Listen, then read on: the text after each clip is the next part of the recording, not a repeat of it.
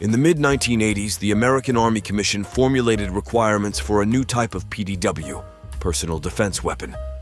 The Belgian company seveN, Fabrique Nationale, was actively involved in the development of the cartridge for this new weapon.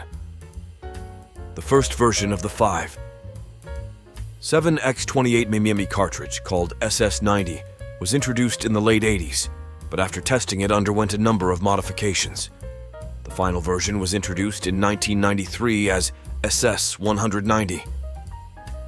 SS190 and had a heavier and slightly shorter 2G 31GR bullet to match the P90 and 5.7 submachine guns being developed during this period.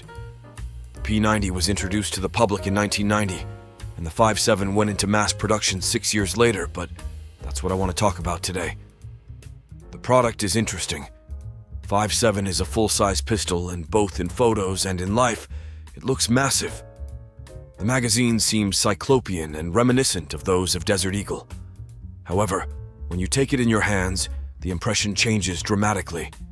It is weightless, 610 grams without magazine, and 745 fully loaded. It is all warm to the touch. The plastic frame, the bolt covers the plastic cover, all metal inside.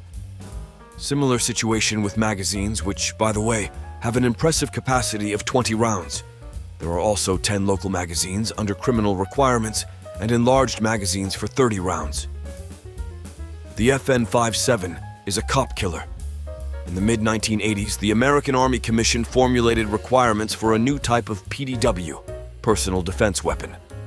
The Belgian company seveN, Fabrique Nationale, was actively involved in the development of the cartridge for this new weapon, the first version of the seveN X28mm cartridge, called SS90, was introduced in the late 80s, but after testing it underwent a number of modifications.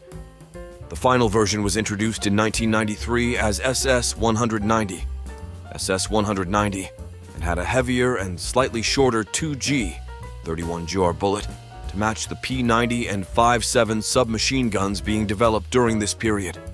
The P90 was introduced to the public in 1990, while the 5.7 went into mass production 6 years later. But I want to talk about it today. The gun, despite the large grip, is very comfortable in the hand, even better than the 92 Beretta, although the grip volume is comparable. Someone complained that it is a gun for a big hand. Well, yes, not for a lady's hand. But I, for example, wear gloves of size 8.5 or 9, so my hand is not big, but I had no problems with controls or grip comfort. The bolt has an adjustable rear sight and a rather high front sight, probably for the sake of design.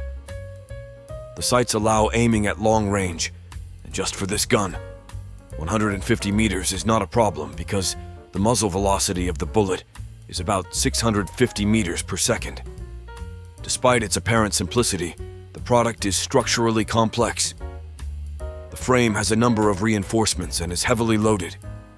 At the first contact with the weapon, it seems that 5.7 has a percussion-operated trigger guard, and there is even a safety piston on the bolt to block the striker, but when disassembled, the weapon has a hidden trigger. It's quite miniaturized with a stiff firing spring and an interesting top-mounted whisper. 5. seveN X28mm is a low-pulse cartridge, but it was not possible to use a free-floating bolt on the gun. On the photo, you can clearly see not the locking block, as the bolt is semi-free, but probably the retarder block, and the spring bracket and rocker arms of which the barrel and bolt are resting when the gun is operated.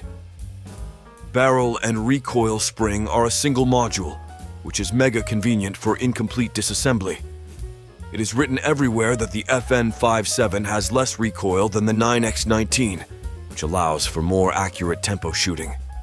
It is lightweight and 2 grams of bullet with a velocity of 650 m/s and energy of 530 joules.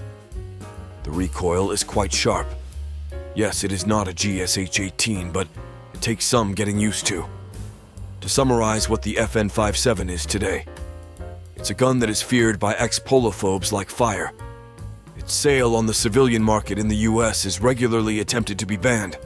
It was designed for armor-piercing cartridge, which means that it is a cop killer, even though armor-piercing cartridges cannot be bought by civilians. This fame also outstrips it outside the USA. Mexican drug cartels are ready to pay $5,000 per unit, but in fact, it is more of a pocket carbine than a pistol. With this product, buying a conversion whale takes on new colors. You get true modularity and a pistol that you can carry on your person. Yes, it's big, but it's very light. And throwing it into the kit, you get a solution for confidently hitting targets at 150 meters and more. If you liked this video, don't forget to like, subscribe to the channel, and press the bell so you don't miss new exciting videos. See you in the next video, where we will continue to reveal the secrets of the gun world. See you soon.